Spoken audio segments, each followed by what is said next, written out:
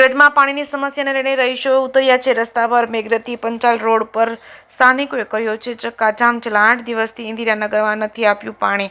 ગ્રામ પંચાયતને અનેક વખત રજૂઆત કરવા છતાં તંત્ર ચૂપ છે। જ્યાં સુધી પાણીની સમસ્યા પૂર્ણ ન થાય ત્યાં સુધી રસ્તો બંધ। જે કે ગુજરાતી સાથે મયુર પુકાર માલપુર। મારું નામ બાબુભાઈ, ઇન્દિરાનગર મેઘરજ ઇન્દિરાનગરનું રહેવાસી છું સાહેબ। અમારી 150 ઘરની વસ્તી છે। મહેનત કરીને જીવન ગુજારી છે બધા।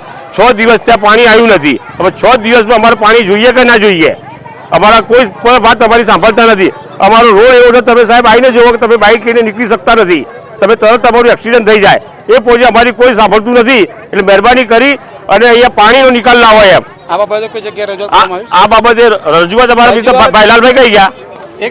ભાઈલાલભાઈ અમારા મિત્ર રજૂઆત કરી છે અમારા। એમને ક્યાંક હું તો બહાર રહું છું, રાતે જ આવ્યો છું, બરાબર સાહેબ? અમારી સમસ્યાનો પ્રશ્ન લાવો તમે એમ।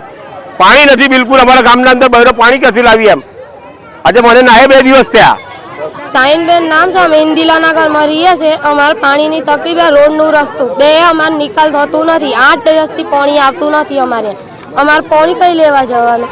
અમે રજૂઆત કરી પણ કોઈ અહીંયા આવતું નથી પાણી ભરવા। પાણીનું કોઈ નિકાલ કરતું નથી।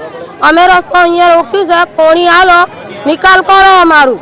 પંચાયતમાંથી કોઈ આવતું નથી અમને જોવા પાણી। છેલ્લા 8 દિવસ થઈ ગયા પાણી આવે। અમે રસ્તું રોક્યું છે, તમે આવો અહીંયા અને અમારું પાણી નિકાલ કરો।